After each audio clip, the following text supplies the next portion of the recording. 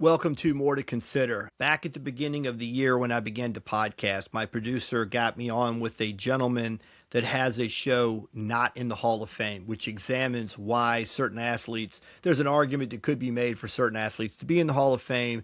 And in doing his research, Mr. Kirk Buckner, who's not in the Hall of Fame. So he does shows on that subject. And now Kirk, Gil Florentino, baseball buddy of mine who has incredible ties to professional baseball because he grew up in the DR and he played with a number of name people that you all know, the David Ortizes and the Albert Pujols. So we're doing a show on baseball together that you can find through my channel or through Kirk, and Gil's a constant guest. So he asked Gil and I, Kirk, asked Gil and I to be part of a show recently where they were making inductions into the United States Sports Hall of Fame, which he's done this work to create. And in the midst of the show, I recognized that one of the gentlemen on the panel was Upton Bell. And I'm like, I know who that is because that is Bert Bell's son. Just so happened Bert Bell was inducted into that Sports Hall of Fame that evening. And then I worked through Kirk, and he was gracious and said, yeah, here's Mr. Bell's contact information. So I reached out to Upton, and we have been talking for some time now about doing this show, and we will be going today. So Upton Bell is a former NFL executive. He's a talk show host. He's a commentator, and he's known historically to be the youngest general manager in NFL history at the age of 33 with the New England Patriots back in 1970. He is the son of Bert Bell. What's significant about Bert Bell is at the formation of television contracts, the old DuPont network in the 50s, he comes up with the sudden death. He's the first major sports league to do a draft, which is huge in maintaining the NFL in the 1930s. Other leagues, of course, later followed, but that was his innovation. And he came up with the sudden death, which came up big, of course, in 1958 when the Baltimore Colts famously beat the New York Giants in Yankee Stadium, and all of America was kind of glued to their new television sets. Born in 1937, he's had a very significant history in the league himself, Upton has, because he grew up around his dad, who is, a co-owner, a co-founder of the Philadelphia Eagles. He's around to see a lot of the inner workings of the league, the George Halas's, Vince Lombardi's, Tim Mara, all these great names in NFL history, ownership. He knows all these people. He grows up around these people. So his career in NFL began in 1960 with the Baltimore Colts. He worked as a camp attendant at training camp at first. He advanced to become a personnel director. He was on 3 of the Colts teams that played for the NFL championship, and he was with the Colts when they won the Super Bowl V, against the Dallas Cowboys when they were now an AFC team in the 1970 season. 1974, he transitioned to media. Then he shifted to the World Football League as an owner for 2 years with the Charlotte Hornets. And he's written a book called President to Creation, My Life in the NFL and the Rise of America's Game. There's just so much here about him. He has a collection of artifacts related to football history at UMass Amherst, University of Massachusetts Amherst, and it showcases his lifelong connection to the sport. He is a wonderful guest. You will see in this show that he is a wonderful guest with a lot of great stories about the history of the NFL and a lot of the inner workings of what the NFL is like and what professional sports is like. And his mother was an entertainer, so his mother was also someone that was in the entertainment realm, and that's where his name comes from. Upton was her maiden name, and there's a lot of great stories he'll tell, too, about Hollywood, business, and how they all interrelate. So hope you're going to enjoy this show. I think you will. Upton Bell on More to Consider. Thank you. Hot stove conversations about baseball, history, football, and current events that may leave you saying there's more to consider. Now here's your host, Jack Moore. Mr. Upton Bell, how are you, sir? I'm still breathing, so I'm fine. You're doing great. You're doing great. Yeah. So again, I'm sitting here the other night and I'm like, oh my gosh, I just got to hear all the stories about the NFL. So you were born in 1937, correct? Correct. Okay. Correct. So you told me the other day in our little conversation, you got to see Sammy Baugh play. You saw Sid Luckman play. You saw early pro football. I saw it as a game as it was developing. Mm-hmm.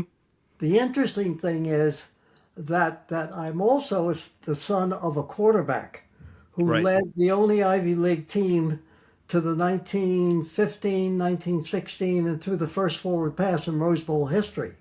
Wow. And so my father was a club owner. He's the only guy in history. Club owner, quarterback, club owner, commissioner.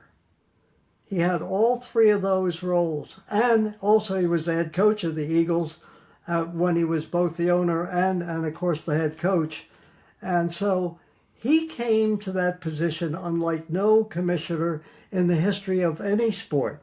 Right. Knowing and understanding what it was like to have nothing, what it was like to try and survive, what it was like for me to live in the same house with 33 football players, and the one guy who I saw just the day he died, the starting offensive center, Bull Lipsky, who got an extra $5 a week to babysit me. Oh, wow. So, I mean, I've seen it from every angle, going from there to meeting presidents, you name it. And of course, one of the interesting things, and I think I told you guys the other night or a week or so ago, is without Frances Upton, who I'm named after, without her giving my father roughly $3,000 to buy the Frankfurt Yellow Jackets out of bankruptcy, there'd be no Bert Bell, and there probably wouldn't have been an NFL, because if he doesn't invent the draft, Right. we're not doing this show. Exactly. So somebody would have come along, I'm sure, whatever it was. But remember that the NFL, when he invented the draft 35 and then the first draft in 36, 20 plus teams had already gone out of business. And being somebody that owned a team in the World Football League and saw how teams failed, that was really amazing. So he stepped into this area during a time when nothing was guaranteed. And I think that's what made him great, his preparation as a human being, but also suffering every type of thing that an owner could be. Right. Nobody coming to the games, threatening to shut it down. You name it. And he survived it all. He and four other owners together survived it all. And that's why these guys are billionaires today. Yeah. When I think about, too, baseball didn't institute a draft until the mid-'60s, so he's 30 years ahead of that with professional They football. all copied him. Yeah. Baseball, then basketball, hockey, every one of them copied his thing. And the way he laid it out, too, is he made sure. See, his brother, John C. Bell Jr., well, first of all, his father was second in seniority to the Walter Camp Rules Committee. He actually negotiated with Teddy Roosevelt over football being banished Right. at the time. Right. But my father's older brother, John C. Bell Jr., actually was one of the biggest attorneys and ended up becoming the Chief Justice of the Supreme Court of Pennsylvania. So he was very careful.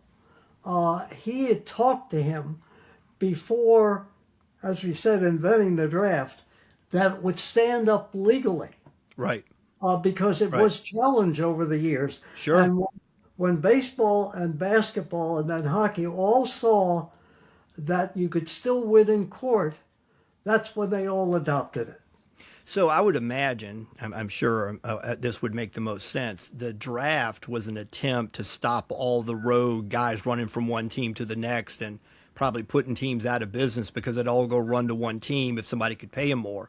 Well, they did. What happened was, and he had to get them to go along, is the Bears, the New York Giants, and actually, believe it or not, the Green Bay Packers were real powers in the NFL at the time.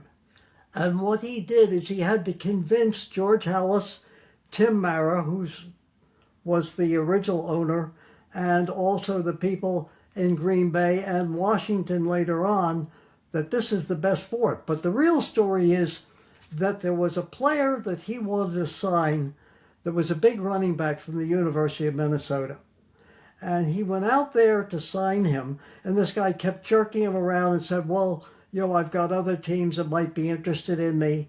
And so he went back and forth. And it's ironically, because I did a piece on this about 5 or 6 years ago, on his way back on the train from Minnesota back to Philadelphia, he had made up his mind, you know what, I'm not going to pay this son of a bitch, and he's going to take off. He actually, I think, signed with the Brooklyn Dodgers. Yes, there was a football team by the name of the Dodgers.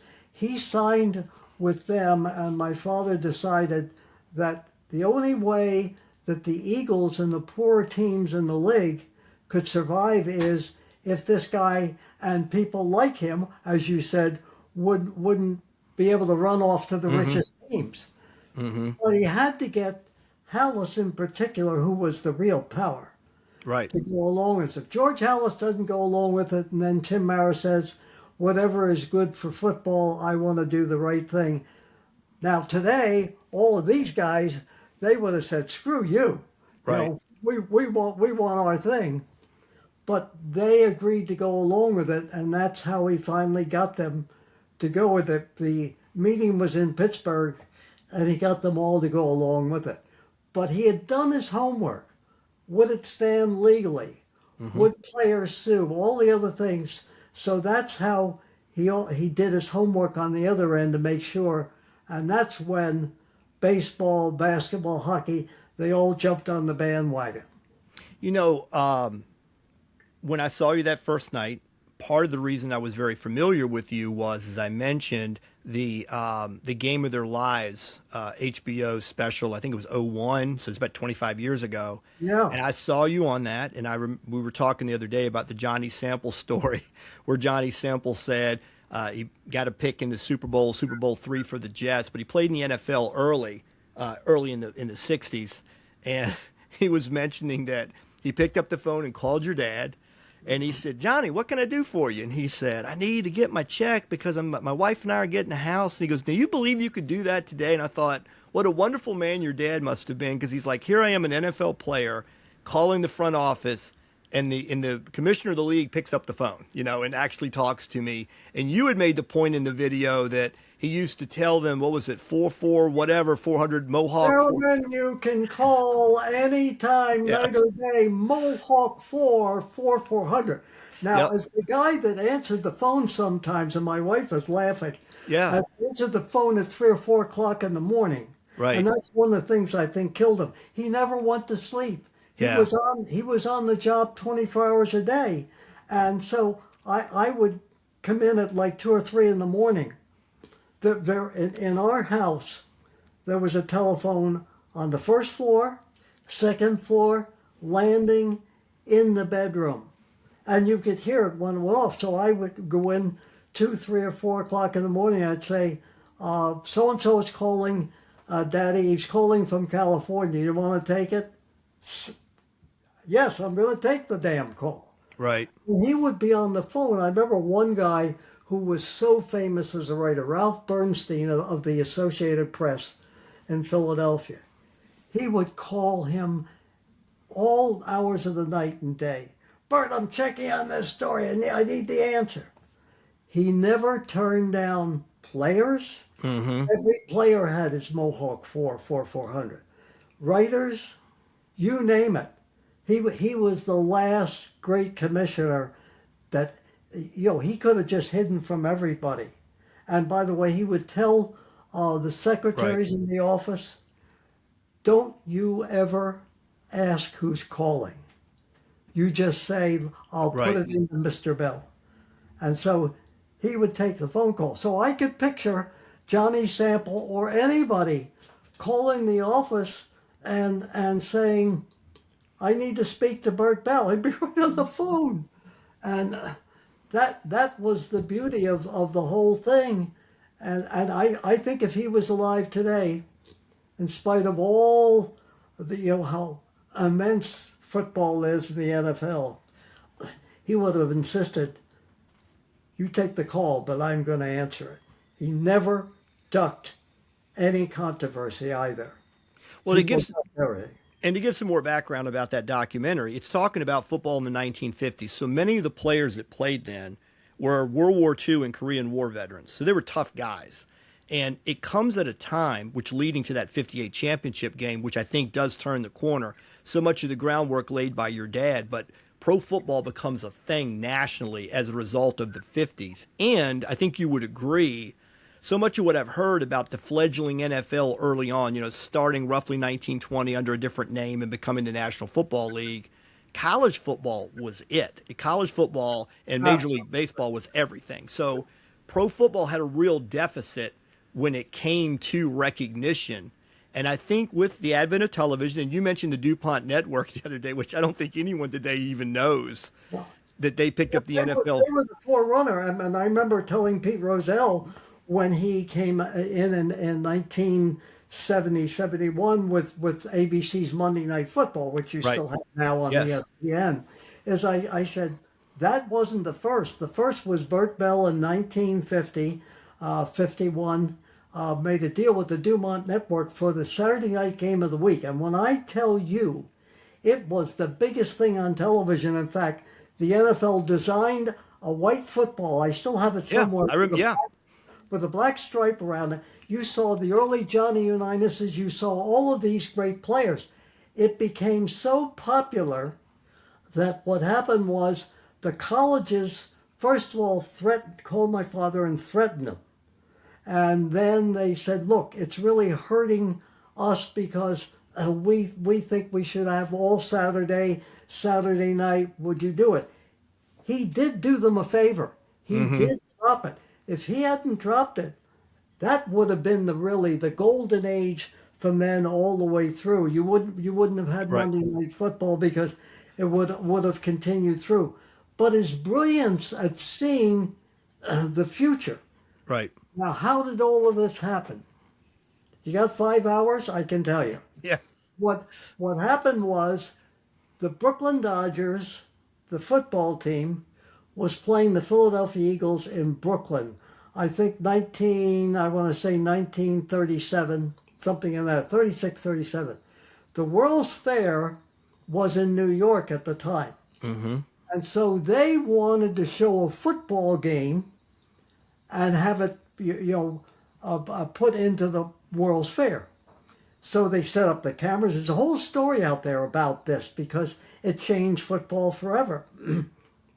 So they televised that game, and it was such a big hit. My father never forgot it, and that's why I also call him the father of modern television sports. Absolutely. Because he saw the effect on that, never forgot it.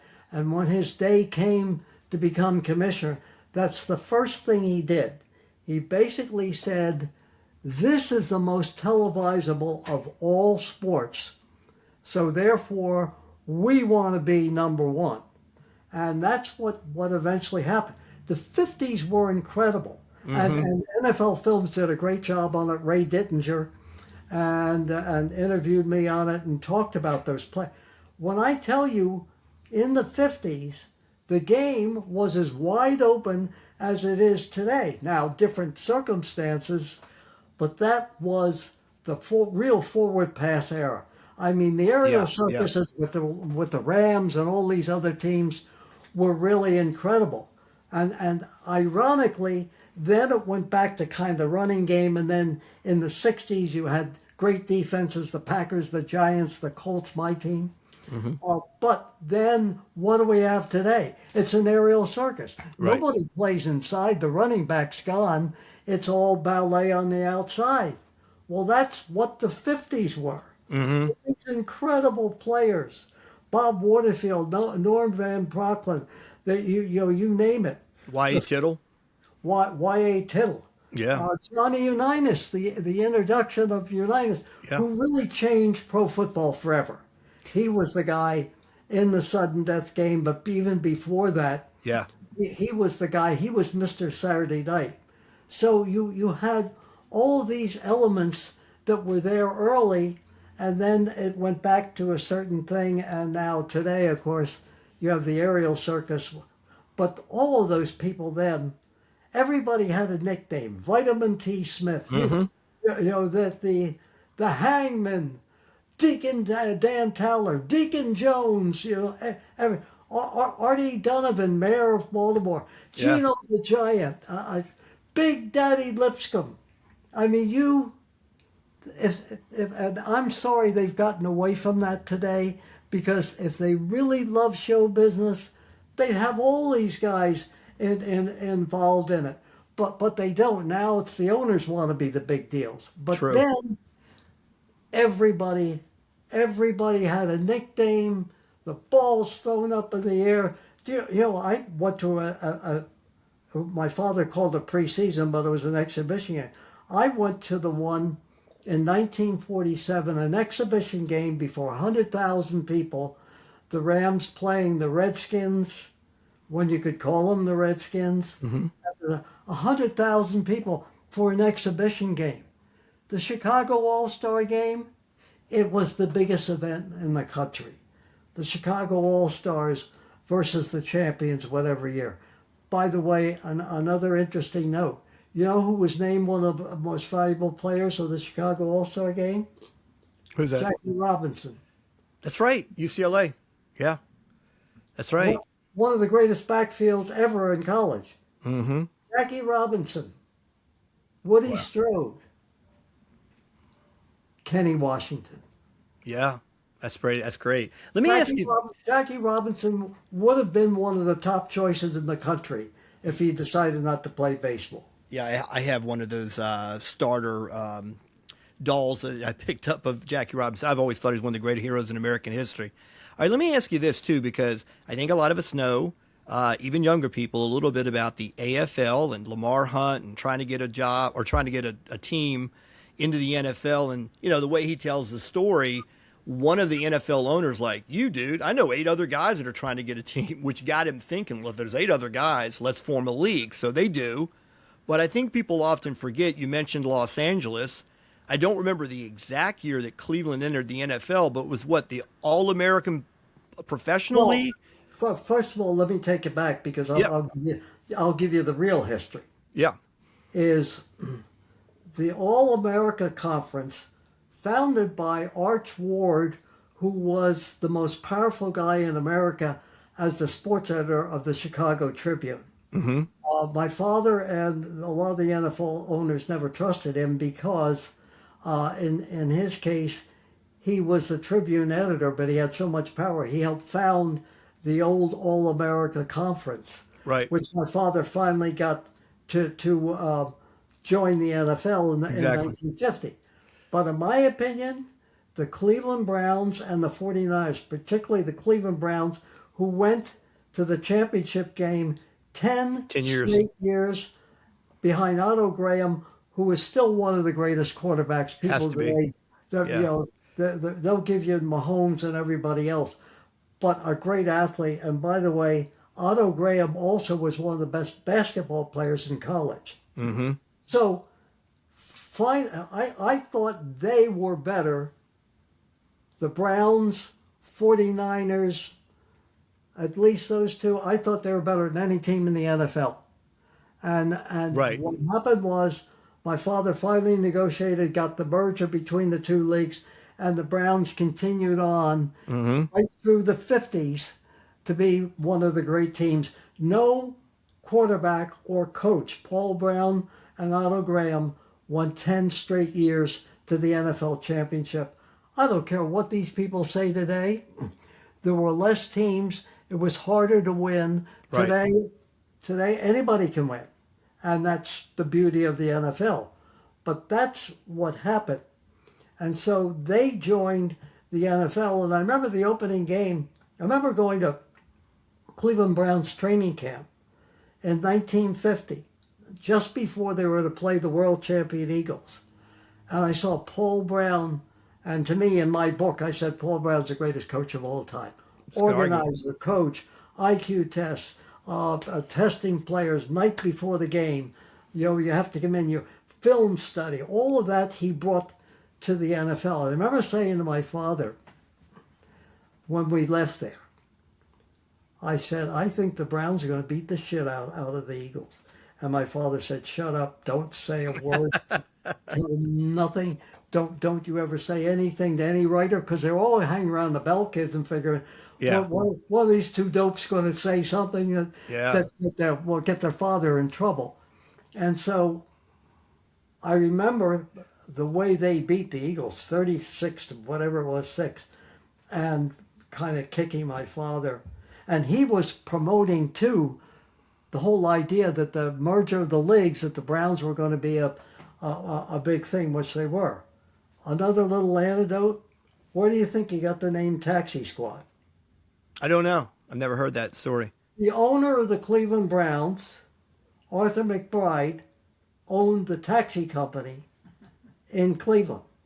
We got picked up by his cab. Wow. Sitting in the cab.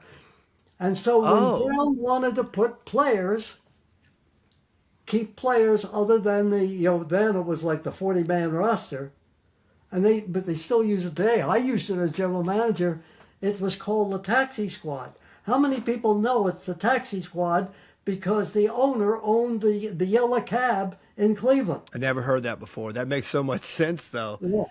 All right, so that impact, and the reason I was bringing that up is certainly the AFL. I mean, I watched the 5-part documentary that was done on the AFL 10, 15 years ago, and they brought up a great point on the race issue. And being a Redskin fan, I know the story of George Preston Marshall, and Right. Ernie Davis didn't want to play for him, but he was being forced his hand to have DC Stadium. To keep DC Stadium, they had to integrate. And it turned into the trade of Bobby Mitchell, which I have his autograph here. I loved Bobby Mitchell growing up, but I really didn't know the history. We scouted together when his was through. He and I were good friends. Yeah, Bobby Mitchell was very special in DC. But I remember seeing a documentary, and Jim Brown said, well, you never had an odd number of black guys on the team. And the guy's like, what do you mean? He goes, well, if you were number 3, you better hope number 4 turned it up, because when it came to rooming, they weren't going to room black guys and white guys, so it was always an even number. But they made the point in the documentary, once the AFL came into play, they started hitting the historically black schools. And when I was at the Hall of Fame a few years ago, Kenny Houston being one of my favorite players, you look at this wall of the guys, Jethro Pugh went to Elizabeth City State, North Carolina, not terribly far from me. I mean, you really forget the history of the historically black schools, that Grambling, of course, being the biggest. And you mentioned Eddie Robinson the other night, what an incredible man he was.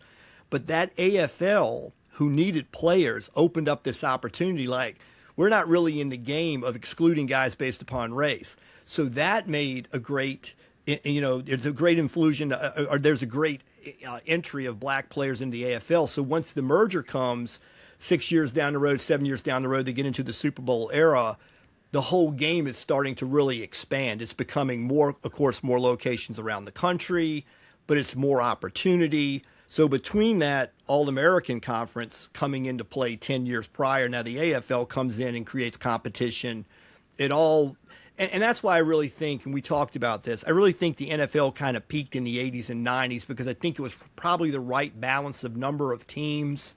And there were some dominant teams, clearly. My Redskins were great in the 80s. San Francisco, Chicago had its moment. Right. Giants were great. But there was something good about that, too. The rolling of the dice when anybody could win is sexy for a lot of people. But I think people also like great teams. If they thought... And let me take you back, too, because there's some things I want to say today about the racial situation. Yeah. Because I was very, very close to all of it. Remember, when I started out with the Colts, I was the same age as many of the players. Sure. So I knew it. My first trip was to Grambling. Then I went to Southern University. I went to all the African American schools. But the guy who, and hopefully you'll take up the cudgel and other people, the guy who invented all of this and belongs in the Hall of Fame, and it's a goddamn, pardon my language, awful thing, that Eddie Kotel, I met him in 1947. He was the first guy to take his scouting on the road. He would leave like in August and probably not come back till Christmas. He would go to all of those African American schools. He was the father of modern scouting, and they can't get any votes to put this guy in the Hall of Fame. Really? He invented the whole damn thing, Right. and it really pisses me off of this. One of the things growing up that I learned and appreciated. As a basketball player, I played with mainly African American kids, even Right. growing up on all the playgrounds in Right. college. There was no, in fact, one of the most interesting relationships that I had was with a guy by the name of George Raveling, Mm-hmm. who scouted for Lefty Driesell. He was the captain of Yeah. Villanova. He and I played together in the summer league. A fantastic story. He was in all the different movies because of the Michael Jordan, the shoe ads, and all the other Mm-hmm. things. But he, in learning to play, be around African Americans, I took that very naturally. So when I went to the Colts, and the Colts had more African Americans, Lenny Moore, Big Daddy Lipscomb, Yeah. Sherman Plunkett. We had a lot of players for that time. The first thing that I thought was I want to go into all, big and small, all these African American schools because that, and I said in my book, that's where the real players are. Yeah. Well, you can go to Alabama and BS with Bear Bryant Right. and go to Tennessee, but I said the real or Southern U, Alcorn A&M, Grambling, Jackson State. Jackson State. That's where all the players are. Yeah. So I learned a lot about it and drafted a lot of those different players. But I do want to take you back because I can tell you the real story of how the AFL and Lamar Hunt got started. Mm-hmm. In the summer of 1959, the last year my father was alive, he got a call from his former quarterback, Davey O'Brien, who had won the Heisman Trophy at TCU and then with the Eagles and actually retired early because he wanted to go with the FBI, which he did. Wow. And Davey O'Brien was picked as the go-between for Lamar Hunt, who was very, very shy, to talk to Bert Bell about either getting in the NFL or a new league. This went on secretly all summer long. Mm-hmm. To the point of my father said, if the Cardinals won't sell to you, which he wanted to buy the Chicago Cardinals. Later, Right. St. Louis, and now every Cardinal in Arizona. Pretty soon there'll be the Cardinals somewhere else. Yeah. But so finally he said to my father, he said, I'm going to go ahead with this league. He said, would you be interested in being the commissioner? I heard this. Commissioner of both leagues. And he said we could have a competition and playoffs and all of the things, championship at the end of the season. I think if my father lived, he might have thought about it. Yeah. So what he did, he said, I can't do that right now. He said, but I'll tell you what we can do. If you'll let me go to Congress, because Congress was really on the NFL, they said it's a monopoly. Yes. He said, you let me go to Congress and tell them that the NFL welcomes the AFL in and make the big announcement. If you'll let me do that, I will do that and say we're open to a championship game, which he did. And he really fooled Emmanuel Seller, who was the head of the subcommittee, who was sitting there and saying, Mr. Bill, it's about time, you come to the altar here and be responsible for trying to dominate all the sports. And my father shut him up by announcing, well, I want to announce, Representative Seller, today that the American Football League has been formed and I welcome them in and blah, blah, blah. That was the end of the antitrust suit against the NFL and the beginning of it. But I think if my father had lived, because Hunt was very, very shy, good guy. Mm-hmm. I think if my father had lived, you would not have seen a war between the two leagues. Right. I think you would have seen each league sign their own players and have a championship game. That's just my opinion, but I saw and heard a lot of the conferences and the way they talk. So that's the great what if. All right. So when we first met, too, one of the things that I'm playing old man get off my lawn, and you got a few years on me, but I've been watching pro football since I was probably 4 years old. I saw my first game in Washington when I was 6, and I was totally aware of every player on the field. I knew all the players. I was a big Sonny fan. Like I said, Bobby Mitchell, Charlie Taylor, Sam Huff. I knew all these players for Washington. And I saw what I saw, and I saw it as a 6-year-old. And as the years went on, when I'm in my 20s and I'm watching guys in the 80s, we've talked about this. I'm thinking it's looking like, man, they're kind of peaking. Like that's the best I've ever seen pro football.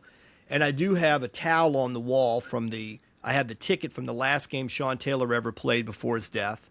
And I had the ticket from the game that they honored him against the Bills 3 weeks later. So Sean Taylor's the best player I ever saw. Physical talent. I never saw LT live. I don't think I ever saw Reggie White live, but I did see Sean Taylor. Saw LeVar Arrington good. I saw Champ Bailey good in Washington. So I've seen a lot of talent. And I don't want to disparage the players of today. I don't really want to do that. But my eyes tell me the game was played somewhat differently. You mentioned the NBA or professional basketball. Same thing in the 80s. When I saw Magic and Jordan coming in and Bird, I thought that was a different game then too. So you've seen it all. Like you've seen Sammy Ball, you've seen Sid Luckman, you saw Johnny Unitas. Now I did as a kid. I saw Joe Namath throw football. That was special. I saw Terry Bradshaw. I saw Jurgensen. I saw Unitas. Saw a lot of the great, historical arms. So I've seen some really great players. But I do think as we got into the 80s, I felt like when the NFL Network in 2013 picked the greatest 100 players, one was Rice, Jim Brown was 2, then LT, then Joe Montana, then Walter Payton, then Reggie White, Johnny Unitas. So I think number 11 was Ronnie Lott. Butkus was 10. So it seemed like a heavy number. I mean, right there, the 49ers of the 80s had 1, 4, and 11, of the top 100 players. Of course, that's a decade ago.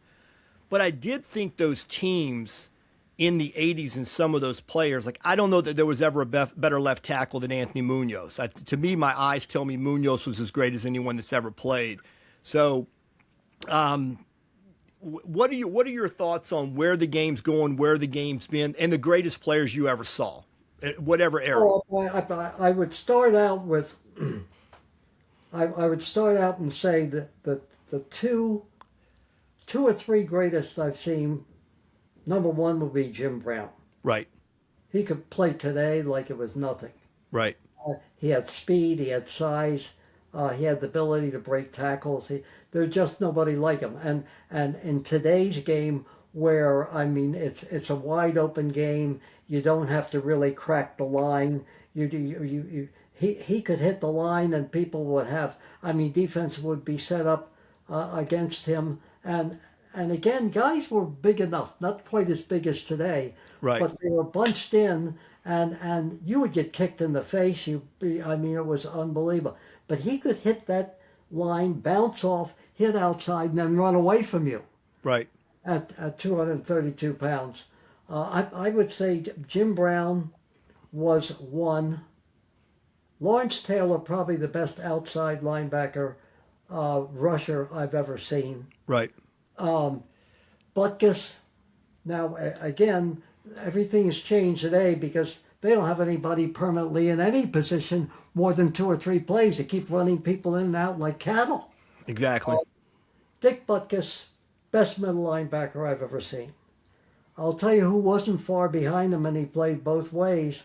And again, it was a different time, was Chuck Bednarik. God bless him. God bless him. He's one of the best ever. One of the best. The only guy that played almost the whole 60 minutes I saw that championship game. So Jerry Rice, no question. If you ask me, they wouldn't count him today. Who was the best, brilliant quarterback I've ever seen? Wouldn't be Tom Brady, it'd be John Unitas. Mm-hmm. Yeah, I get it. Remember, might have been a shorter playlist. John Unitas called every play. He invented the 2-minute offense. He invented the checkoff at the line of scrimmage. Yeah. His feet were so quick. His arm was as good as anybody that you would see today, with the exception of Allen who's in a whole other world. He is, yeah. I mean, he is Jack and the Beanstalk. Yeah. That guy is he's the most amazing quarterback I've ever seen. But if you ask me, and they talk about Brady being the best of all time, Brady really never got his ass handed to him. He never really had to, like Unitas. I mean, you know, until the middle 60s, I think, you could hit a quarterback after the play was over. Absolutely.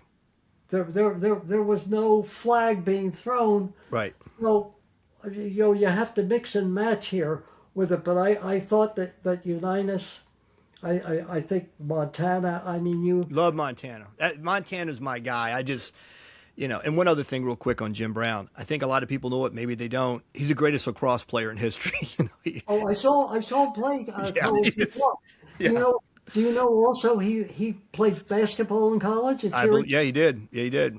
And at Manhasset, he played basketball, all of those guys. The two best lacrosse players I've ever seen was Jim Brown and John Mackey, who I would say is the second best tight end in history behind Gronkowski. Great player. So all of those different people. I did see Sammy Ball at practice be able to throw a football at 50 yards right through a rubber tire.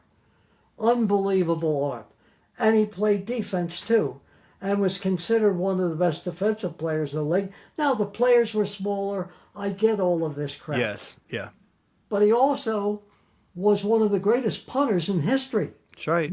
Look at his average yard. I mean, so the game was different.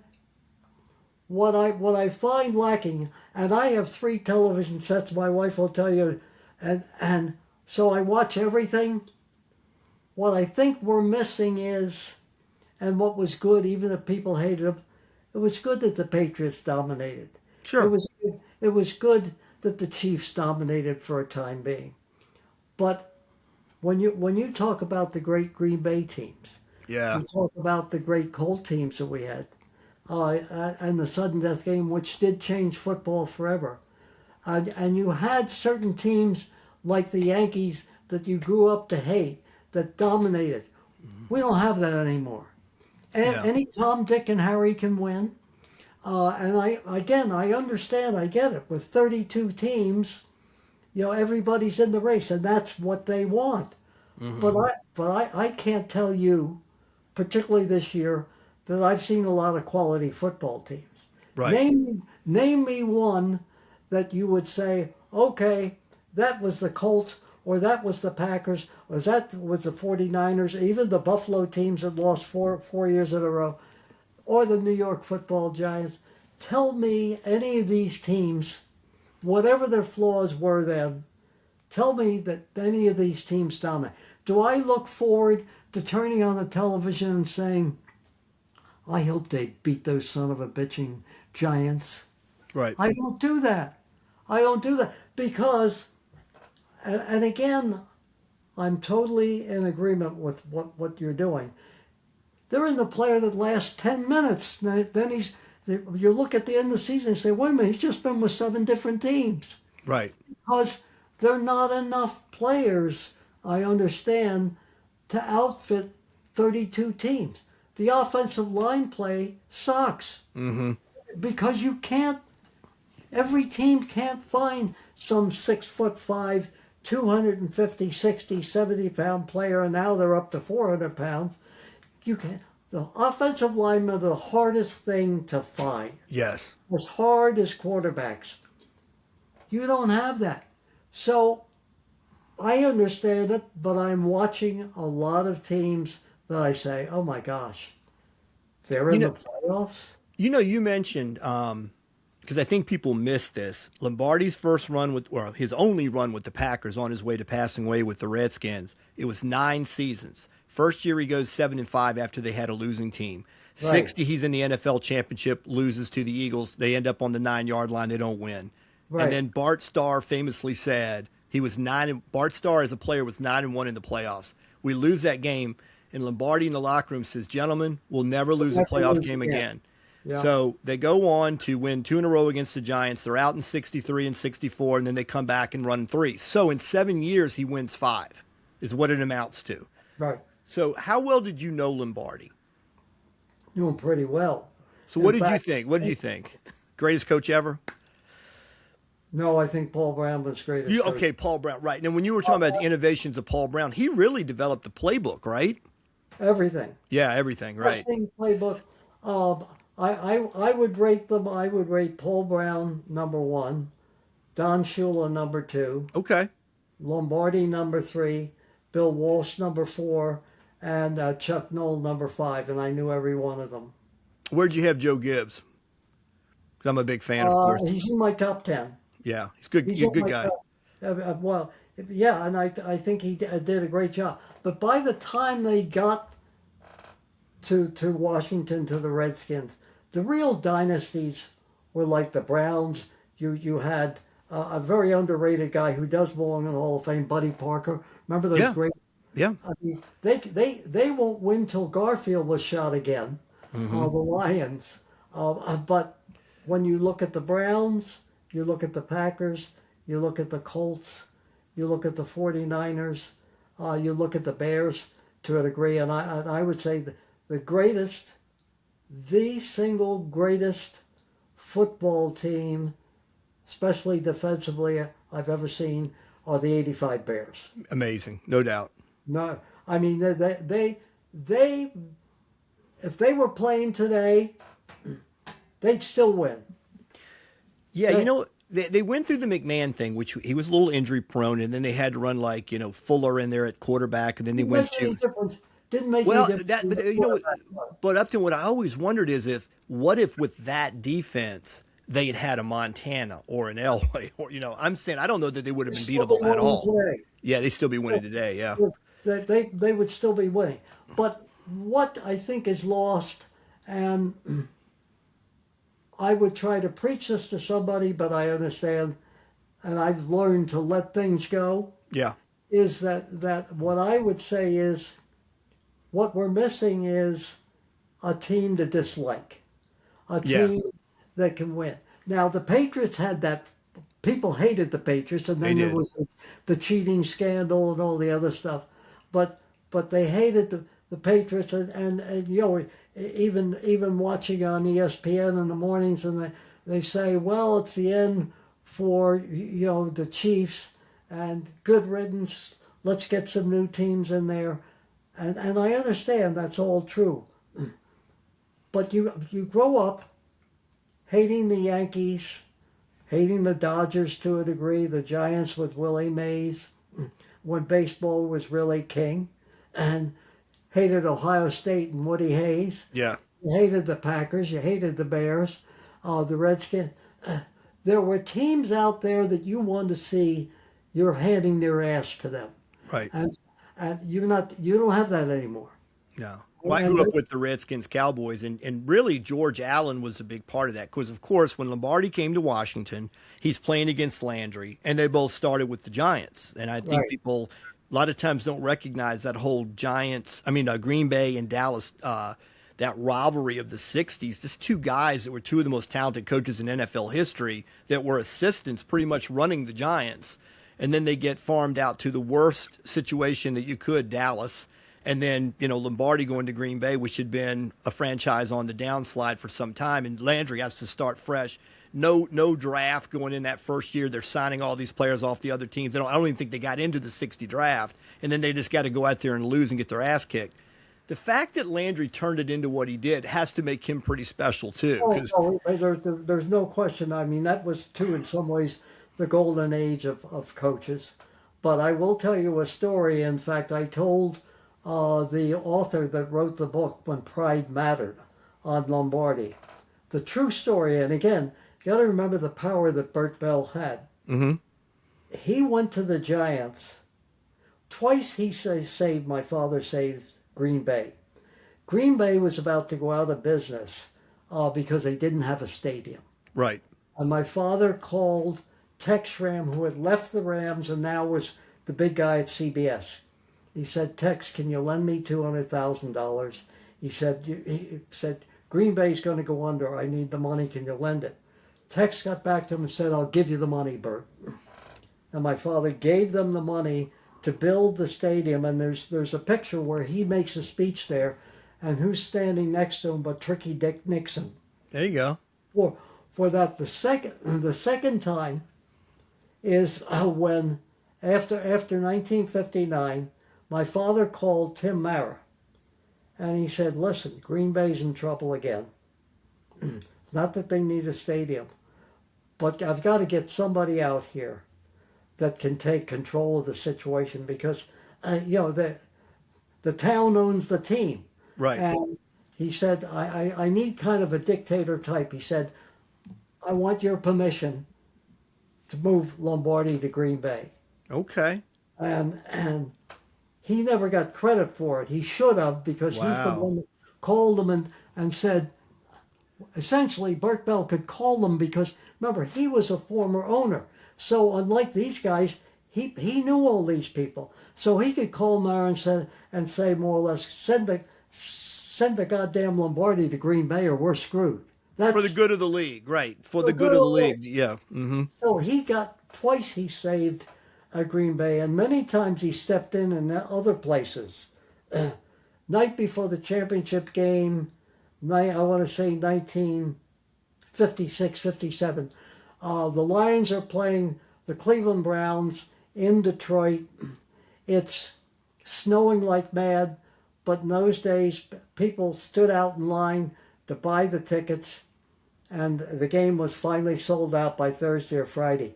So Governor Soapy Williams gets this great idea. He goes to my father and he said, I want to put the game on television. And this is the famous suit that came later on with Washington and Allen and Nixon got involved. So my father said, you want me to screw the fans that stood out there in driving snowstorm to sell the place out and now put it on television? He said, I'm not doing it. So Williams calls Nixon, who was the vice president at the time, flies him in, and between the both of them, because I was sitting there at the table, between the both of them are trying to put the pressure on my father, and my father finally said, in no uncertain terms, in a nice enough way, Mr. Vice President, I'm not doing it. That showed me real courage. I am not doing this. I am not screwing those fans. Now, later on, as we saw what happened, then it became 48 hours and 24 hours, and now everybody, you can do whatever you want. But in those days, it took people that were willing to stand up for something, whether they were an owner, whether it was Bert Bell. They were a different type of cat, those owners. Yeah.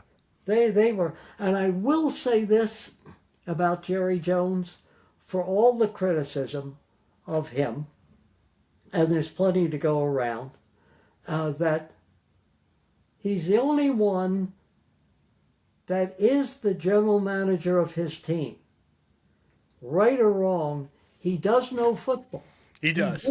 He played at Arkansas. He played college football, yep. College football. Played a guard, and he was undersized. And so they can complain about him all they want. But outside of the original owners, I've said it publicly, none of these guys should be getting in. Bob Kraft or any of them. And they weren't people that contributed to the game no matter what they wanted. Put your original owners in, who lived through all of this, could have died through all of this. That's it. Stop it there. But that's what it is. All right, so let me ask you this, too. So you were the youngest general manager in NFL history, still to this day, correct? Yep. 33 years of age at the time. Do I look the same? You do. I was going to say, this is a couple of years ago. All right.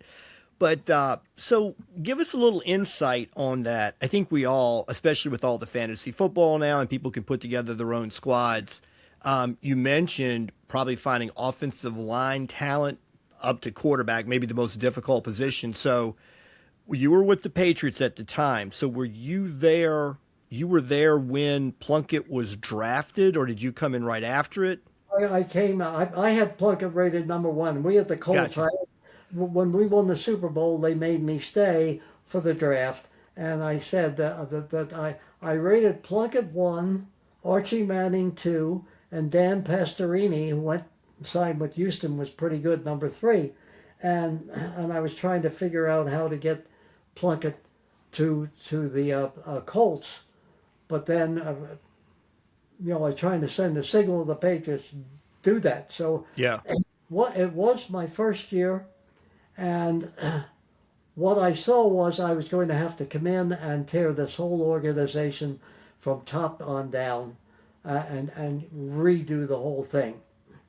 What you don't realize is that they had like 7 or 8 owners, and they didn't want to change their ways. Mm-hmm. And so what I did is I tried to build it. I hired Peter Hathazy, who went on to become a general manager, 5 other scouts, and including Buck O'Kilroy that I got from Dallas, who I'd known from Philly. Right. And ironically, even though I got fired in the second year for getting in a fight with the owners, I never got along with them. Right. And so I sealed my own fate, but I was able to get everything in place before I got fired. And if you look at those teams from then on in, Yeah, they did well. Incredible. And again, Chuck Fairbanks, who they hired, who I recommended, said the same thing to me years later. He said, I stepped in, thought I could do it, but not with these people. And that's the lesson you do learn. No matter how good you are, the owners are going to be there forever. You're Right. out there in call. Right. You know, that they don't fire owners, they fire general managers. But it gave me the idea, and the thing that I wanted to do was own my own football team, which I did for 2 years in the World Football League. League didn't make, but you know what? I did what I wanted to do. Great. Own a team and have nobody interfere with me. And just as the league folded, we were first or second in our division on our way. Right. So that's what you learn to put together.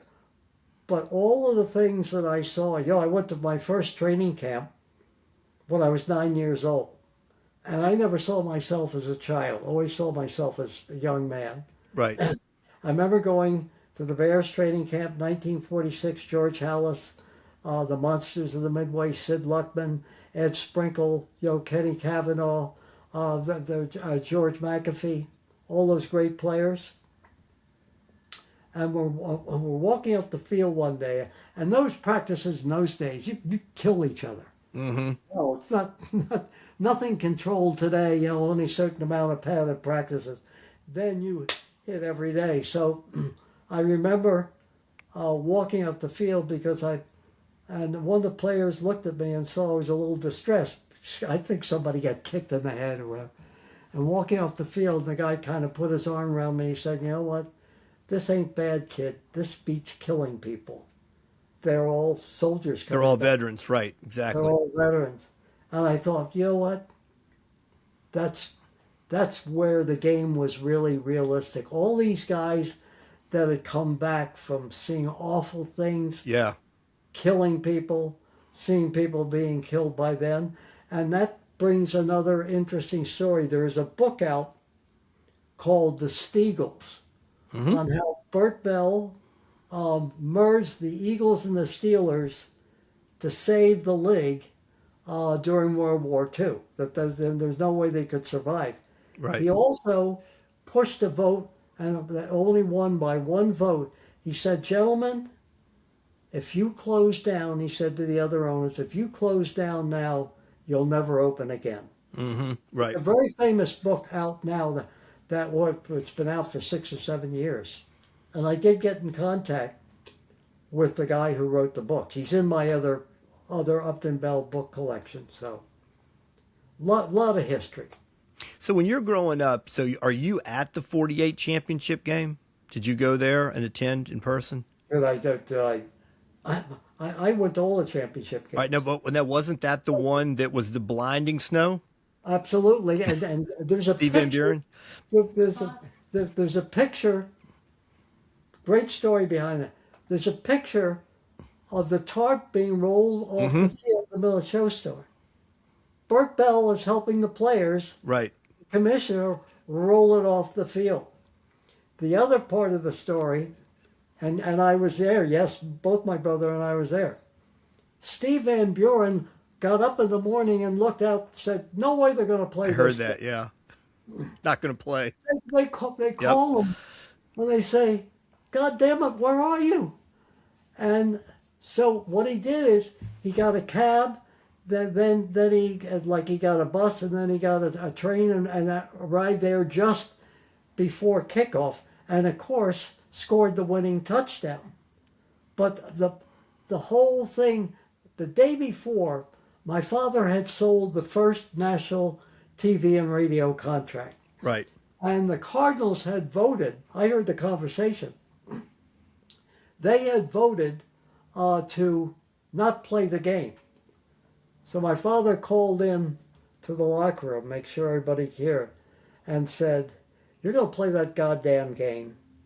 He said, or every one of you are going to be fined or suspended. I just sold that game to national radio and television. And he said, you're going to play that game. And he told, because he could talk to the players because he was a player. Right. So not like these guys today. You got to bargain with them. Right. But you're playing the game. And of course, the next day, when they get out there and they got in the middle of all it, there's the commissioner with the Cardinal players pushing the tarp off the field. You can't make a movie out of this stuff. No, you're right. Yeah, I've seen the film of that. And, of course, the films I've seen of that era in black and white, you can't even see the field for the snow. I mean, it's coming down so hard. So do you remember how many inches of snow was it? Do you remember? Oh, I don't know, 8 or 10, something like that. But it was really, but the other thing about it was, too, I think on the opening or second play of the game, actually a touchdown was scored. There was a pass to, I'm trying to remember who the end was for the Eagles, Ferranti. And he caught it and then fell down, got up because nobody had hit him, running for a touchdown, but they called it back. I think it was a penalty. Mm-hmm. And then it went all the way to the end of the game. But even though it was only 7-0, you were on the edge of your seat, if you could even sit in it. Right. You were on the edge of your seat all the way to the end. See, I said to people, you can have a 40-38 game, or like we had last Sunday with the Patriots and Buffalo. You can have a game like that. But just as exciting can be a game where these two teams are going at each other and it's only one score in the game itself. There's the same tension. Sure. People want it today where it's an aerial circus and you got the overhead camera and you got all of that other stuff. But when you see a game like, for instance, I'll never forget this, 1965, we end up in a tie with the Packers. And we go for the one-game sudden death playoff. And we had lost our quarterback, Unitas. Tom Mattey's going to play quarterback, correct? That's the game, yeah. And you know what? I talked to him before he died. I'm in his book. Mm-hmm. And Tom Mattey had the worst case of ulcers. Oh, wow. And he was in the hospital the day before, bleeding, and they didn't think he was going to play. Mm-hmm. Gets out of the hospital, comes to Green Bay, and what happens? On the opening play, Bart Starr throws an interception to Don Shinnick, and I can see the coach, Charlie Winter, who went on later on to become the coach of the Cardinals. He's running down the sideline with Shinnick. I mean, people were going crazy. And we held on, stopped the Packers near the end of the first half. Looks like we're going to take the lead. We have the lead in the game. And then the thing that you never can count on that would never happen today. Don Chandler kicks the field goal that will tie the game or lose it for them. And the goddamn thing is no good. And the next year, they raise the goalposts even higher.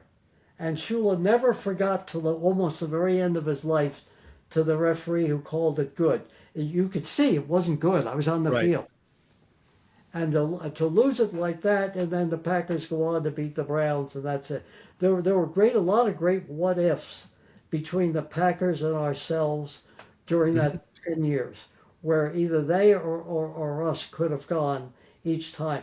That to me was the second golden era of pro football.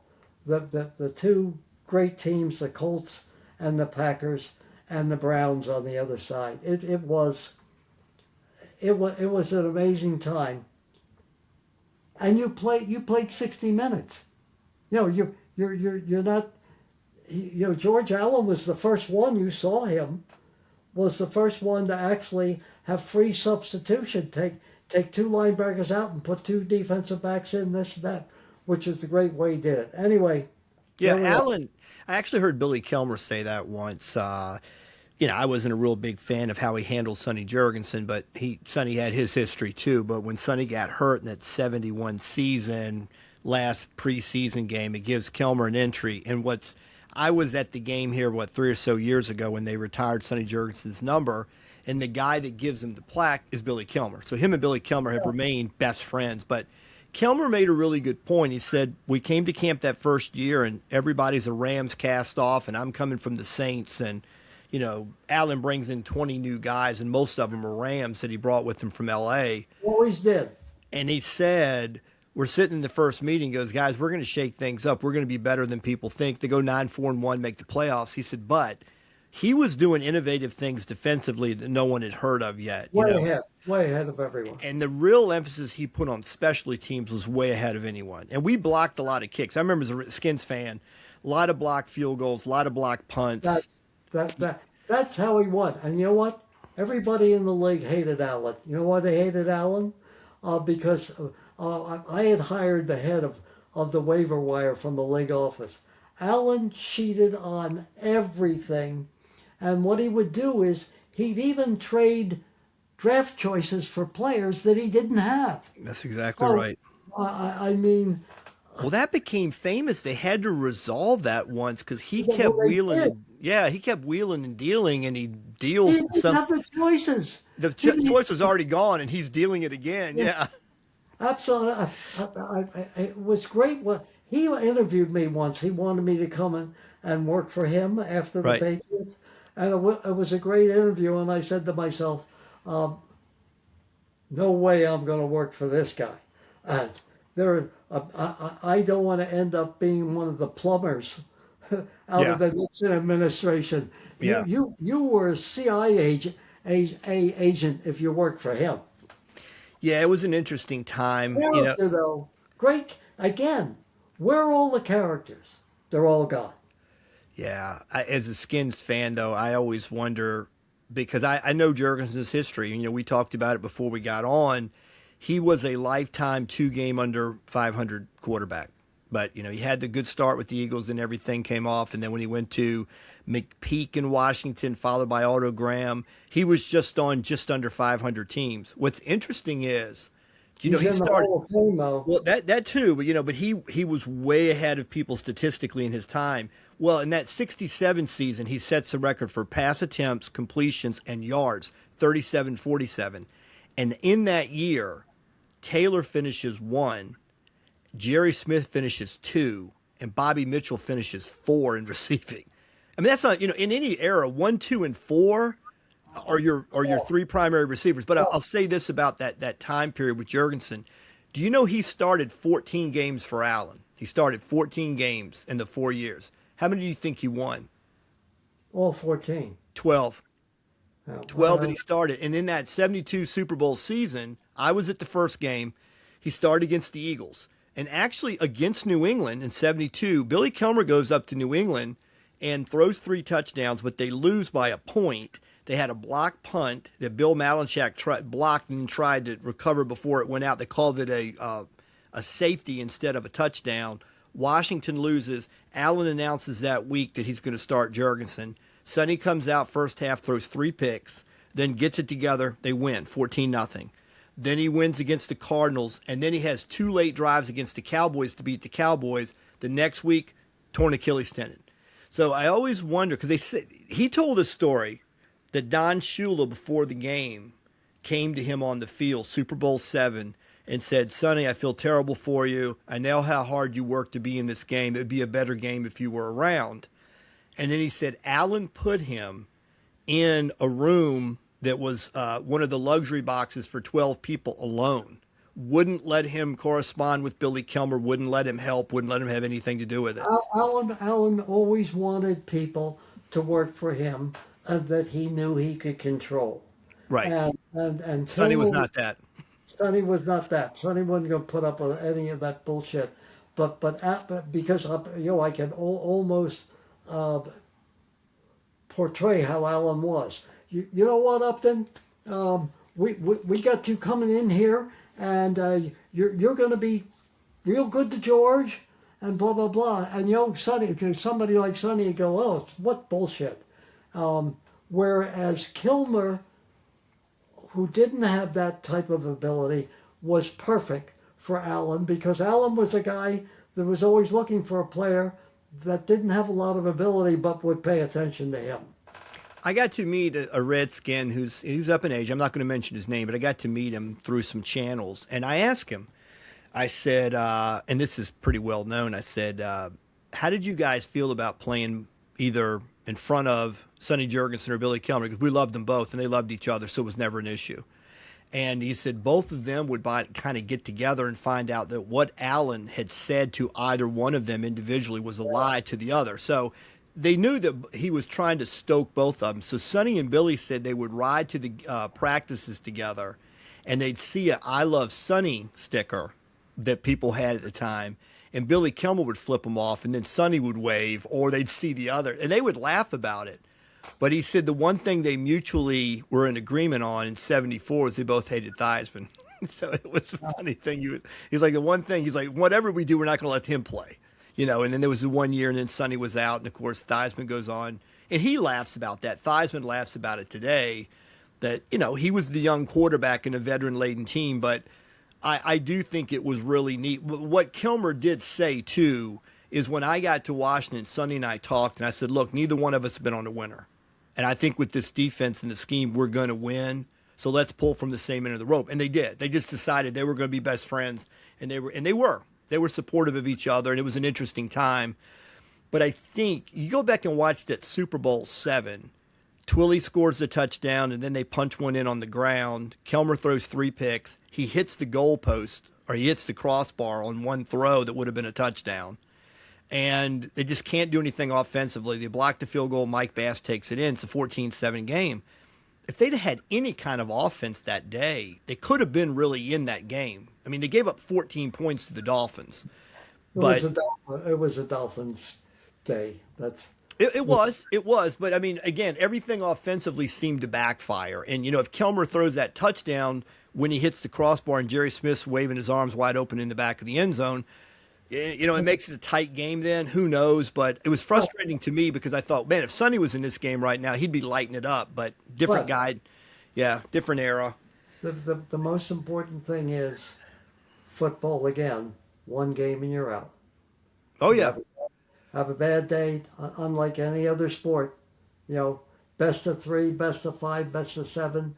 I say that's the great thing about football. If you're not having a good day, it's bye-bye. All right, where are some things that people, like I mentioned the Game of Their Lives, that documentary where you appear. I know you've written books on the subject. You've got your history at UMass Amherst where you have a lot of your items. Please tell the folks listening places that they can see more Upton Bell information. Well, I think UMass Amherst is it's so big. And we're adding more and more each day, and we will be adding your interview. Okay, great. To the whole thing once you send it to me. That there are over 140 or 150 items. Period. Mm-hmm. I mean, because my father and myself and my brother, my family, were exposed to everything. There are bats in there from the Yankees championship teams. baseball signed by Babe Ruth. They're bats of the Boston Red Sox. There are footballs. There are artifacts in there that you won't believe. Pictures with Jack Nicholson. It runs the gamut of. If anybody wanted to go there and see all of it, and they can make an appointment to see it, it's incredible. There are trophies, there are pictures, there are stories. My Super Bowl ring is there. Mm-hmm. I was offered for the Super Bowl ring over $100,000 just for the ring. Right. Because the Super Bowl ring no longer exists. It's the Baltimore Colts 1970. The Baltimore Colts no longer exist. That's right. And the same way with the gold watch from the famous upset game against Joe Namath when we lost that historic game. There are statues of Bert Bell, many statues. His statue was just unveiled in Philadelphia, Franklin Field, right near where he dropped dead. I mean, there are interviews that you can go on and see. There are incredible pictures. There are documents from the history of pro football.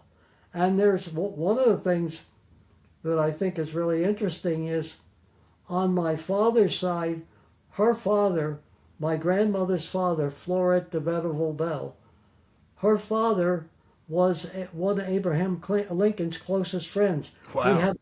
We have the letters in the collection between Leonard Myers, her father, and Abraham Lincoln. There are all sorts of things. On my mother's side, you can see her whole thing through the Ziegfeld Follies. Mm-hmm. She was named one of the most beautiful women in America. She had a great thing. She made 2 movies. One of them you can get on there called Night Work. It isn't about prostitution. It's about Chicago in the 30s. Mm-hmm. The history there is really something. In fact, I thought about, because I had interviewed him years ago, of contacting Ken Burns, because when you look at the history of the NFL, college football, show business, there's a whole other story there that's never been told about the Bell family. My mother's side, they've traced all the way back her relatives to the court of Queen Elizabeth. Wow. I mean, actual history. Mm-hmm. So it's not only sports, it's show business, it's business, it's all sorts of historical stuff that's in that. Okay, on the way out here, let me ask you this. Again, you know how much you've meant to me these last few weeks, getting to know you and having a chance to delve into this family history. I certainly think your father's on the Mount Rushmore of guys that matter in the NFL.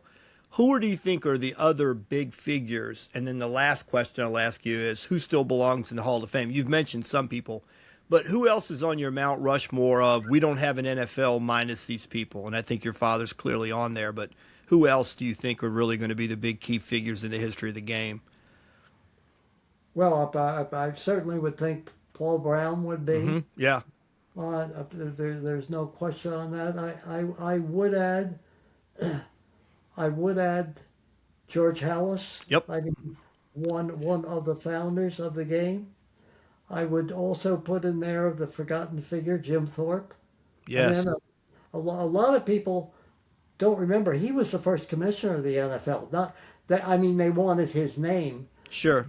But if you look at what he did, you can say it's back in the early 20s, in the teens. He was the world's greatest athlete. Yeah, I still believe that too. He was the guy that really drew people to the NFL in those early days. Yes. No, he was a great football player. My father actually played against him in college, the Carlisle Indians. Carlisle School, yeah. So he would be on there. George Halas would be on there. I would also, because it was New York, I'd have to put Tim Mara on there. I think so too. You know, there probably should be more than 4 on that. Sure. On that thing. There were so many great players that you think about. But the second guy that really made the league was Red Grange, Mm-hmm. the most famous person in college. In fact, my mother had seen him because my mother was in with the Ziegfeld Follies. They traveled all over the country. In fact, she's the one that told my father, forget college, the pro game is it. The Bears, once the Bears and Hallis were able to sign Red Grange with his top guy, Cash and Carry Pyle, his agent. Mm-hmm. I mean, today you could never get away with it. They actually went on the road, and the Bears played like 2 games a week because they were selling out everything.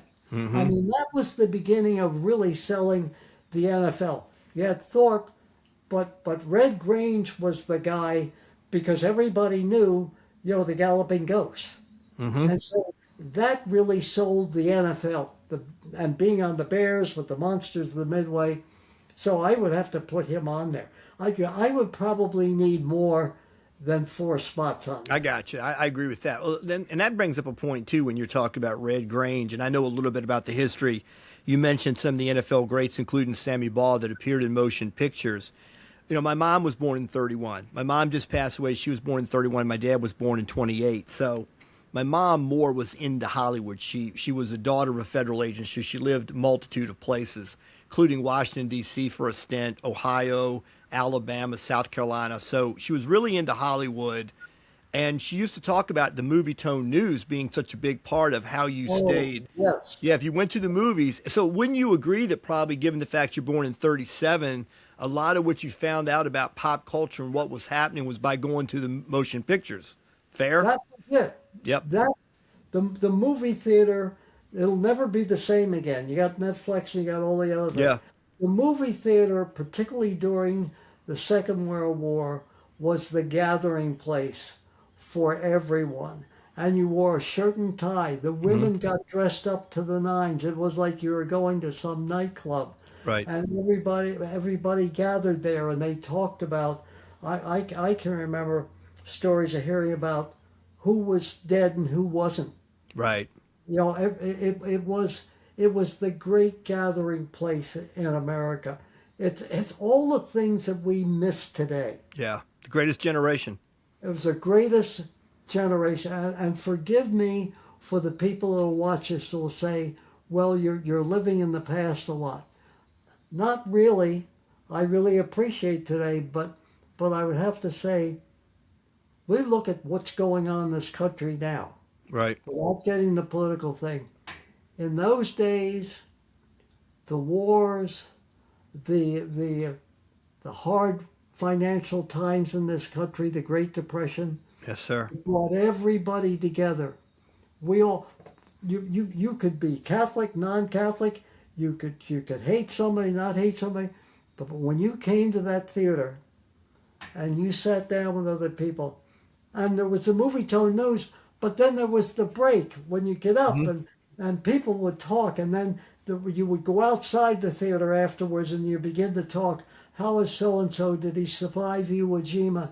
What's going on here? What's a good restaurant? People and families. People went as families, and that's broken up today too.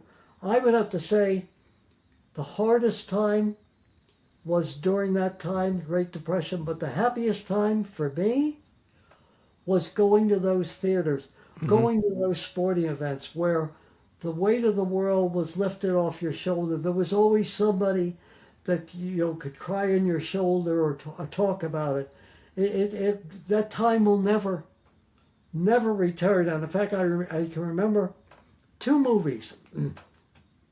One, Going My Way with Bing Crosby, won the Academy Award for it. And Crosby had a lot of trouble in his private life. And the other one was The Bells of St. Mary with Crosby and Ingrid Bergman. People at the end of that movie were in tears. Right. And they came out and they talked about it. They talked about the movies, and they talked about life. You're never going to get that again.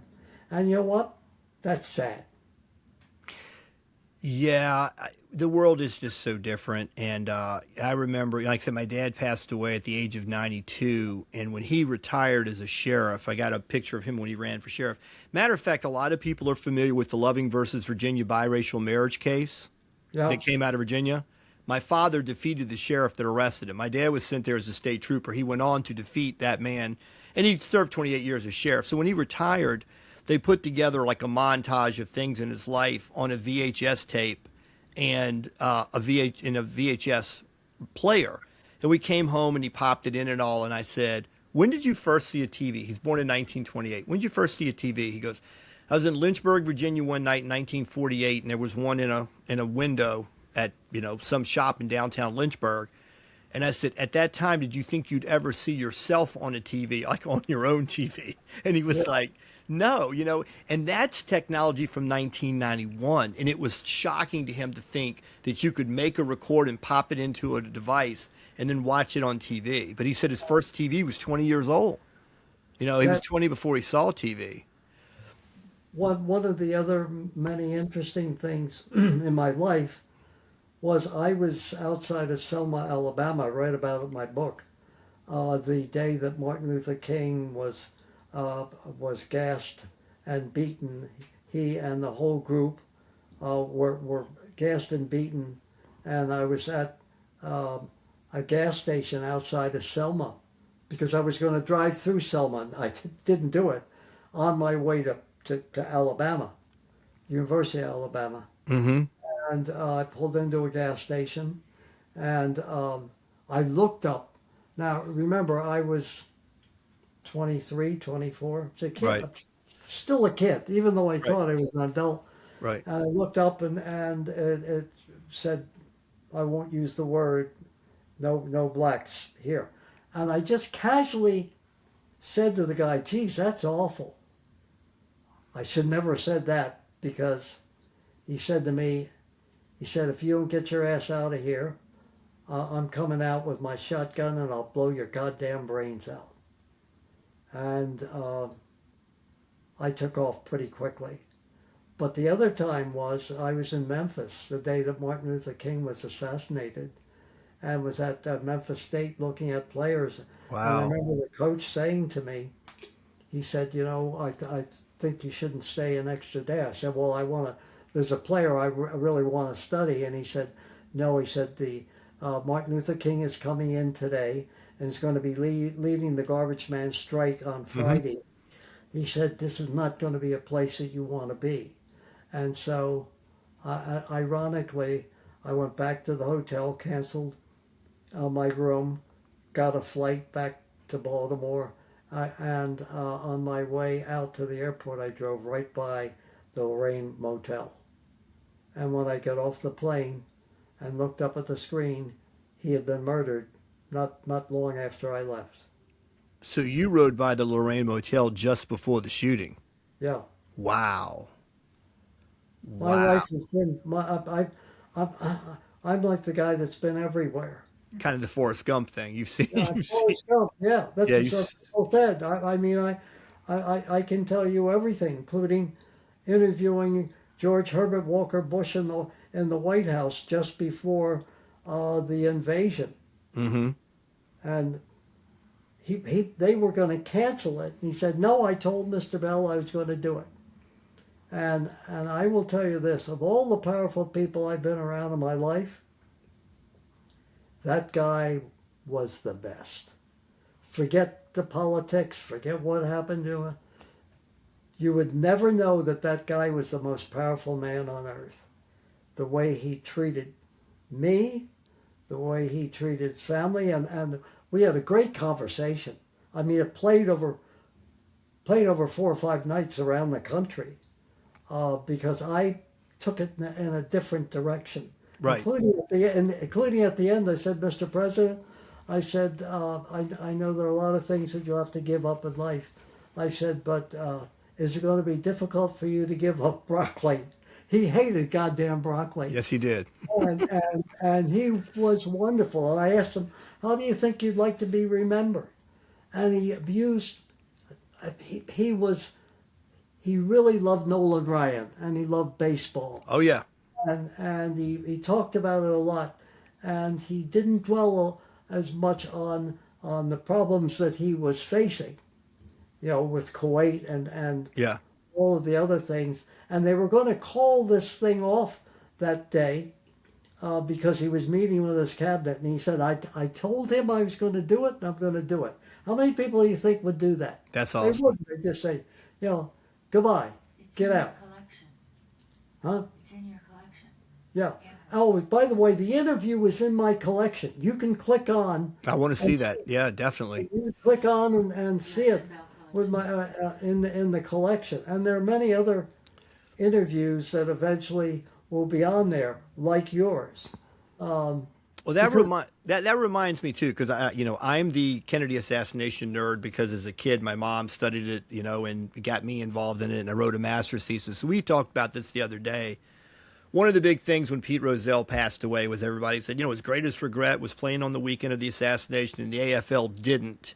But you have a lot of insight into that. I know that Rozelle said that he talked to Pierre Salinger, and Salinger said, look, JFK would want you to play. He wouldn't want you to stop the weekend over this. But the players, of course, especially the Dallas Cowboys, they went to Cleveland, and I've seen the Bob Lillies that tell the story. They're ducking in the airport. People are spitting on them, saying, you guys are from Dallas. Yeah, it was all this crazy stuff went on. They were scared to death to play the game because they didn't know if some crackpot was going to come and try to retaliate for the death. But what are your insights on what you know about what Rozelle's decision was, right, wrong, or otherwise? And I've heard that he really didn't have that much regret. He thought he did the right thing. You lived during that period, and you had an inside view to a lot of stuff that was going on. What were your thoughts on the weekend that JFK was assassinated, on how that went down with Pete Rozelle? Well, let me take you back to that day, because on that Friday I was on my way to Dallas. Wow. Because I was going to be scouting SMU. Right. There was a player by the name of Jerry Levias, a receiver at Dallas. I think he at SMU. I think he was the first black player at SMU. Mm-hmm. So I'm getting ready to leave, and a call comes in from Carol Rosenblum to the Colts office in Baltimore, and he said the president has been shot, and he said I'm on my way to Hyannis with Teddy to tell, because I had not told the president's father yet. Right. Who'd had a stroke not long before that. Yeah, I said I'm heading to Dallas. And so Rosenblum was very, very close to the Kennedys. In fact, just going back, one of my best jobs I ever had was we had the Colts station wagon, and it was always at the stadium. And so Rosenblum would call me, or have one of his people call me and say, Uppy, we're going to have a touch football game on the front lawn of the White House. And he said, I want you to drive over, and here are the sneakers I want, and I take Colt footballs over for them to play. So I waltz right in, give them the footballs and the sneakers and stuff like that, and that's that they played their touch football games on the front lawn. So you had some chances to see JFK up close and personal and speak to him? I did not meet him. Oh, okay, I got you. Yeah, I met the other ones, and particularly Teddy. Right. And so, I mean, it was nothing. I would take over. Rosenblum wanted certain exercise books to go over to the White House, and I'd take them over and take them to Jacqueline Kennedy, take them. So to me, this not only was a great job, it was a great day. But for me, I could do what I want. Mm-hmm. And I thought how ironic it was, because we had a box at the game for the Kennedys, and sometimes Teddy would show up. I know Bobby would show up, and of course Rosenblum had his own plane, and they would fly Gino Marchetti and Unitas and Raymond Berry down to Hyannis, and they'd play touch football with the Kennedys. I mean, it was really quite a heady time. But one of the things that I thought about was he did talk about the commissioner and playing the game, and I think it was a big boon for the AFL because they decided not to play. Right. But I know that Salinger and Pete Rozelle were friends. I think they had one time went to the same school, And I think Carol had even talked to Salinger, because Carol knew all the Kennedys and was Right. very powerful with all of them. I didn't think it was a good decision, and they took a lot of criticism for it. But who really was to blame is hard to say in giving Roselle bad advice. And I think it's the Right. only time, and he did say that's the one thing that he really regretted, because Pete very rarely made wrong decisions. But Right. that one he always told people really haunted him. So it was interesting. The other follow up on it was that I did go a while later to the site, the Texas Book Depository, and in the collection, Joanne, am I correct? In the collection is a black and white picture that I took of I got to the Texas Book Depository, and I have the picture of the window where the assassination took place. I also, years later, because what I did was eventually in my career, I transitioned out of sports into straight talk Mm-hmm. and interviewed people from all over the world. There is a second Upton Bell collection of over 500 books of authors that I interviewed. Every book is signed and with some comments in them. You can get that on, if they go online to the Upton Bell collection at UMass Amherst, or no, UMass Lowell, the other Right. school. Right. You can see everybody on there, every famous person, Annie Leibovitz, you name them, is on there, and they've written to me in that whole thing. But you can see the picture of the Texas Book Depository. Now, when you Uh, took that picture, how long after the assassination was that? Probably about 2 or 3 weeks. Really? Yeah. Wow. Yeah. Oh my! Like, yeah, that's like really soon after. Joanne, I think it's in our thing too. What I changed the other part of my life doing interviews and away from sports. Right. I ended up interviewing, and she's also in the book collection, and she might even be in the UMass Amherst collection. The famous woman in red Mm-hmm. that you see on the grassy knoll. Gene Hill. Yes, Gene Hill.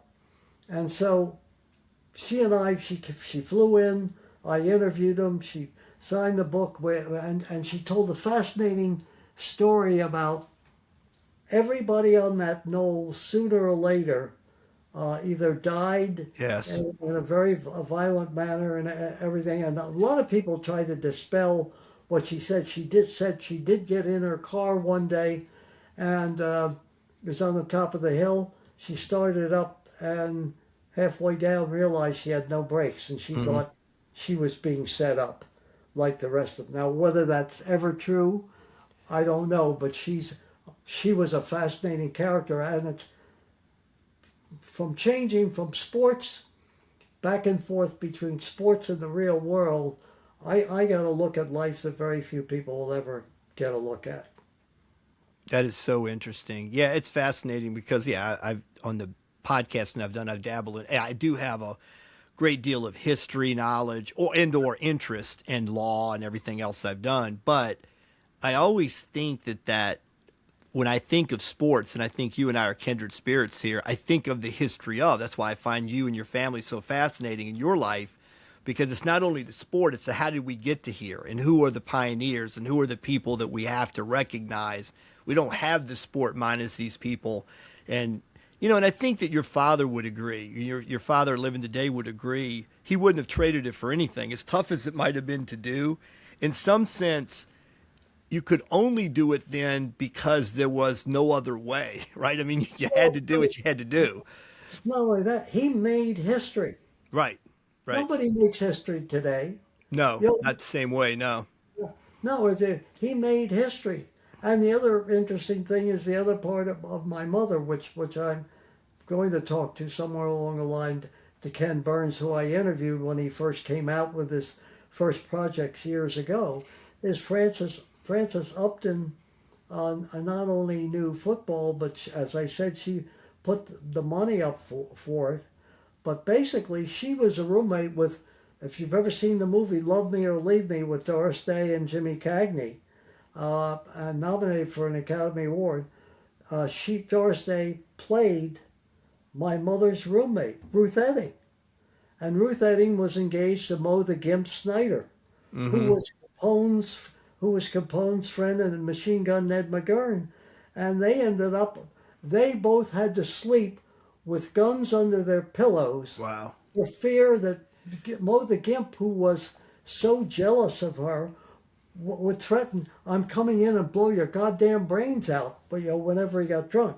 The other thing is, they both ended up one night, Mo said, well, I'm going to meet ready for this, Machine Gun Ned McGurn, and we're going to dinner with Al Capone. So she ended up going to dinner with Al Capone, and during the dinner, he was across from her. She said, oh, Mr. Capone, is there any reason why you have your back against the wall, all his people, and why all of us have our back to the door? And Ruth Etting kicked her in the shin and said, because if they want to kill him, they're going to kill our ass. So, right. I mean, you can't make those things up. That's history. Yeah, it's definitely a different world. And so, yeah, with the college baseball players I play with today, I don't know, we were talking the other day and something came up about the Rat Pack. And I actually had a kid that recognized who they were. We were talking Sinatra and Dean Martin and Sammy Davis. And this one kid knew it, Joey Bishop, Lawford. And this one kid knew them. And I'm like, how the hell do you know that? Because I don't know, Coach, I'm into history. But the other ones were like, the what? And I'm like, they'd never heard of Sinatra even. So there was a different time. And I do run across some young people, but I do think there's a greater disconnect. Well, when I was teaching in college a few years ago, I made this point. Prince died. No one had ever heard of him. And then I said, guys, you really can't know Big like I knew Big in like the 80s when Michael Jackson and Madonna came on the scene. Because when I was a kid, everybody came through Ed Sullivan and Johnny Carson. If you were a comedian, you had to go through Johnny Carson first. Right. If you were Elvis on the Ed Sullivan show or the Beatles following, you had, and we on the water cooler who watched ABC, NBC, CBS, we all saw the same things and we knew what Big was. And now we're so diffused and everybody gets there from so many different sources. Right. We don't live in a common culture anymore. So they're like, what do you mean? And I'm like, my mom would not have necessarily approved of Madonna so much, but she knew who she was. Well, that's a big thing. Everybody knew all the athletes. They knew all the entertainers. Yes. They know when big stories broke, you only could go to 3, ABC, NBC, or CBS. They knew all those things, and people were really up on the news. Now it's so diffused. Right. It's a different thing, but and again, your athletes were bigger than life. I mean, yeah. I have interviewed many times Muhammad Ali, still the most fascinating person, probably the most fascinating person I've ever interviewed or been around, and absolutely brilliant. He might not have finished college or high school or anything else, but that mind is one of the greatest minds I've ever been Brilliant around. man. I was always a big fan. Putting the world on, everything was bullshit, and I can just tell you. And when you look at the Thriller in Manila and the fight in the jungle, and he was truly Shakespearean. Mm-hmm. So again, those bigger than life people were when the country and the world was growing up. Now every Tom, Dick, and Harry can appear on there and they can make him into something. So I that's totally right. agree. All right, sir, this has been just such an honor to getting to know you and have this opportunity. So I want to give you the closing on whatever you'd like to say to the people listening about your incredible history, your family's history. What would you like to say going out in closing? Well, first of all, I'd like to thank the people for suffering through all of this and listening to all of this. And I hope that they can get out of today a grasp of history, what it was like, not only with sports, but what the country was like, who the politicians were like, and actually encourage them to really find out the history, where the game came from, where it went to, what was America like. Don't just grab it, the quick, fast, news. Look at my collection. Listen to this, hopefully, and they will get a look at what I got to look at the 20th and 21st century, and I would say practically everybody, whether it's sports or not, I was lucky enough to get my life in contact with all of these people. Right. So thank you very much if you suffer through and watch this, but also go out and grab the world. Don't sit at home. Don't sit on your computer. Forget your phone. Put it away for a day or whatever else it is. Go out and grab the world. Be part of the world like I was, like the people I grew up with. We faced every challenge, and you have to do that. And particularly the young people, please, there's more to life than your phone. Mm-hmm. Get out and get with it. And thank you all very much. Well, God bless you, sir, and I appreciate so much having you on. I hope you and your family have a wonderful holiday season, and I would look to hopefully do this again very soon. Thank you again. By the way, Mm-hmm. my wife, Joanne O'Neill, Joanne, come over here for a second. Yes, dear, please come in. I want to say hi to you. Well, I'll tell you why. Yeah. Joanne, in 70s, she wrote every team in the NFL. In the 60s. In the 60s, Sorry. and the Dolphins finally hired her. Hi. And it was so Hi. good. Okay. Don Shula wanted her to stay, and she didn't. She came back, and she ran the PR department for the Patriots. That is awesome. That's how I met this guy. That is so great. Well, God bless you both again, and I just hope you Her both have. Her father-in-law was Tip O'Neill. My first father. Really? Yeah. I have the two most famous fathers-in-law, Tip O'Neill and Bert Bell. That is, wow. Isn't that something? That is something. Well, yeah. So Tip O'Neill's another name from an era where I grew up, and I certainly knew him as a That's right. politician. Yeah. Yeah. Different times. Different Times. times. Times I miss. Yes. Yeah. Really great Yeah, times. Things are changed a lot. Yeah. Anyway, I'm going to When- say when nice it- to meet you. when- Nice to meet you too, dear. Thank you. whatever way you do it, I do want to put it in the collection because I thought you did a fabulous job. Well, I feel the same way here, sir. And again, I would love to do this again very soon. And we'll pick some more subjects and talk about whatever, because I enjoyed having you on. Everybody that's watching, this is More to Consider. Please like, subscribe, comment. I want to put together more and more shows like this with wonderful gentlemen like this, wonderful family, great history. God bless you all, and happy holidays. Thanks for tuning in. If you like the show, subscribe and hit your notification button to get an update when we post another episode. See you soon.